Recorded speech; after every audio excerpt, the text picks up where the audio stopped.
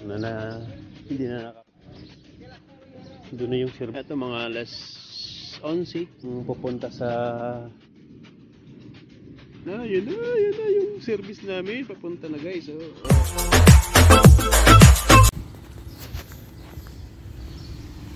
Hello, good morning, mapagpalang tanghali na pala ngayon guys, 12 o'clock na, so uwi na galing sa church.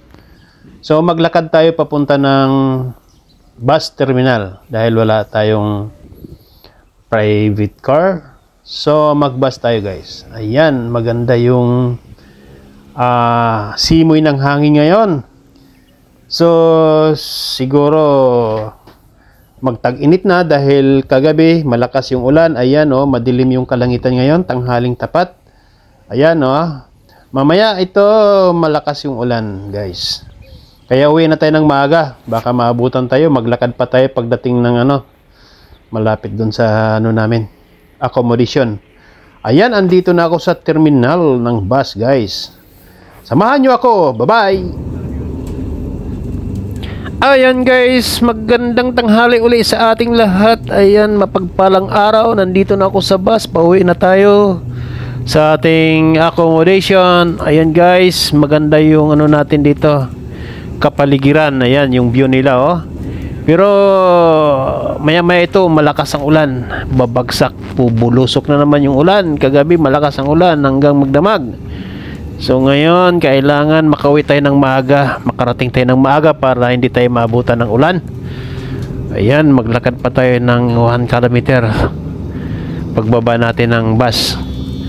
Ayan guys, magpa-sounds muna tayo habang nasa biyahe kasi malayo pa, nasa 20 minutes pa ang biyahe natin. Bye guys.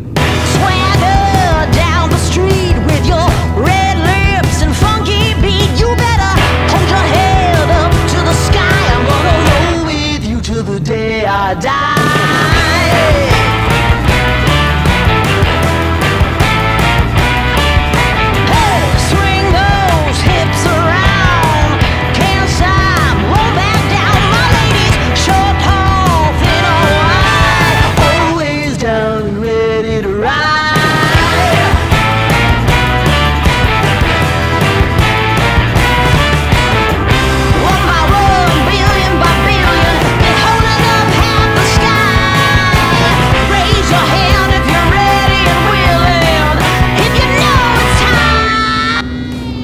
Next week tag-init na dito. So ayan, kailangan natin ng more water. Drink more water para hindi tayo ma-dehydrate.